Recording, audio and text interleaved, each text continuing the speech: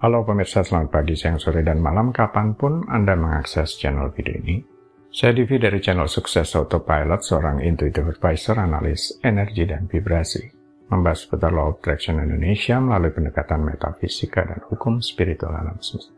Dan untuk video Law of Attraction Indonesia ini terbagi menjadi beberapa bagian yang pemirsa bisa ikuti untuk mendapatkan gambaran atau materi yang utuh dan lengkap. Untuk itu link-link video yang terkait sudah saya pasang di deskripsi di bawah ini. Baiklah, simak terus video yang sampai habis, silahkan subscribe buat yang belum, dan jangan lupa nyalakan loncengnya agar mendapatkan informasi-informasi yang terbaru dari channel ini setiap minggunya. Pemirsa, kali ini kita akan membahas bisa lebih banyak uang, lakukan ini dengan sengaja. Mungkin ada yang berpikir saat menggunakan teknik-teknik yang ada, manifestasi seharusnya terjadi secara otomatis. Masalahnya adalah pengkondisian kita. Saat kita mulai mengenal kata tidak, bahkan seorang balita mengerti bahwa dia tidak akan mendapatkan sesuatu hanya karena dia menginginkannya. Tidak peduli seberapa besar dia menginginkannya. Tapi balita itu memiliki lebih banyak tekad dan keyakinan yang menguntungkan karena tidak terbatasi logika, berbeda dari kebanyakan kita orang dewasa.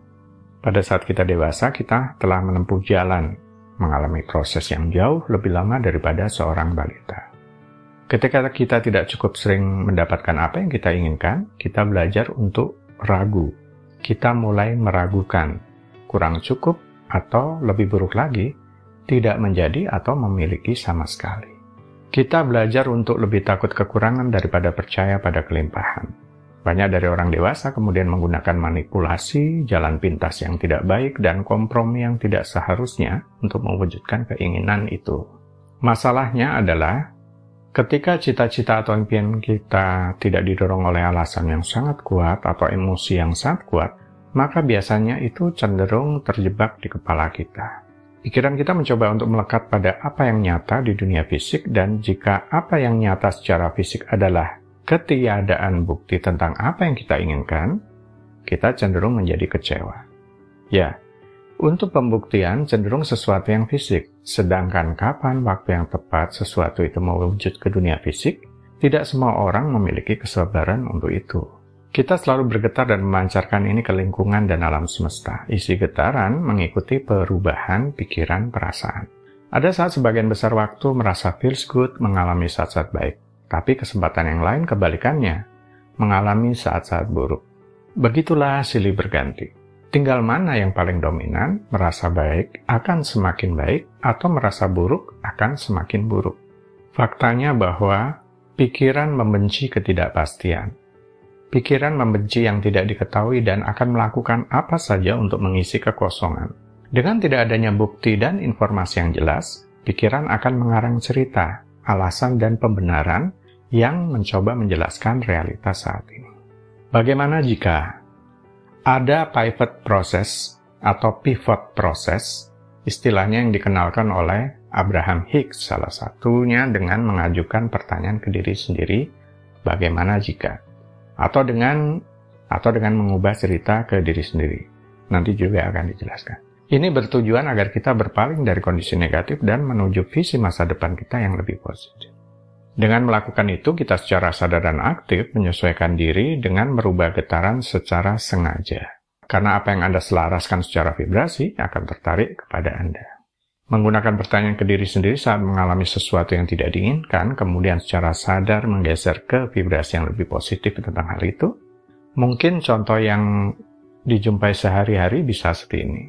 Bagaimana jika sahabat saya tidak menelpon saya kembali bukan karena dia tidak mau menghubungi, tetapi karena smartphone-nya mati? Bagaimana jika dengan melewatkan penerbangan, saya akan memiliki kesempatan untuk bertemu seseorang yang sebelumnya tidak pernah saya jumpai? Atau menghindari situasi cuaca yang lebih buruk? Bagaimana jika dengan kondisi menganggur saat ini, saya punya banyak waktu untuk mempelajari keahlian atau keterampilan baru? Bagaimana jika tidak lolos seleksi kerja di perusahaan ini, saya justru terhindar dari atasan yang tidak cocok dan lingkungan kerja yang beracun? Bagaimana jika alih-alih mendapatkan apapun yang saya inginkan, saya sebenarnya sedang dalam proses mendapatkan sesuatu yang saya inginkan? Dan karena begitu banyak yang saya inginkan, maka butuh lebih banyak waktu karena tidak ada fokus dan prioritas, dan seterusnya. cerita Anda. Pikiran perasaan berubah setiap hari. Dari merasa buruk, jadi merasa baik. Tentu semua orang ingin merasa baik setiap saat bahkan.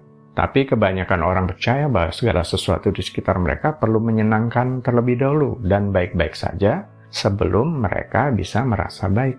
Ini termasuk asumsi yang jadi fakta. Suatu keyakinan perasaan baik di dalam diri hanya bisa dicapai jika kondisi luar baik terlebih dahulu. Faktanya, kebanyakan orang merasakan apa yang mereka rasakan setiap saat pada waktunya karena sesuatu yang mereka amati. Jika apa yang mereka amati menyenangkan, mereka merasa baik. Tetapi apa yang mereka amati tidak menyenangkan, mereka merasa buruk. Padahal pikiran perasaan dalam diri lebih bisa dikendalikan dan kita bisa memilih respon dan memberi makna yang berbeda atas situasi di luar.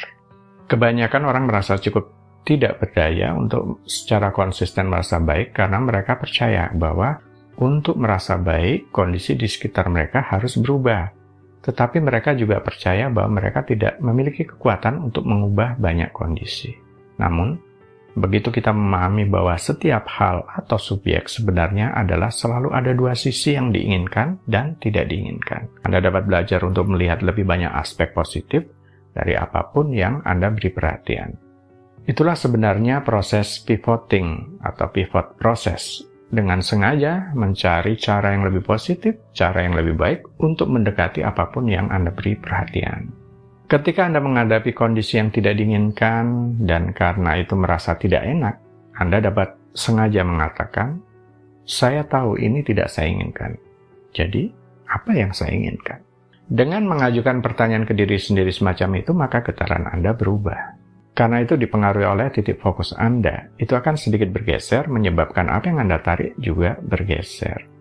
Ini adalah cara Anda mulai menceritakan kisah yang berbeda tentang hidup Anda, daripada bercerita ke diri sendiri atau cerita ke orang lain dengan mengatakan, "Saya tidak pernah punya cukup uang, tapi katakanlah, saya berharap punya lebih banyak uang."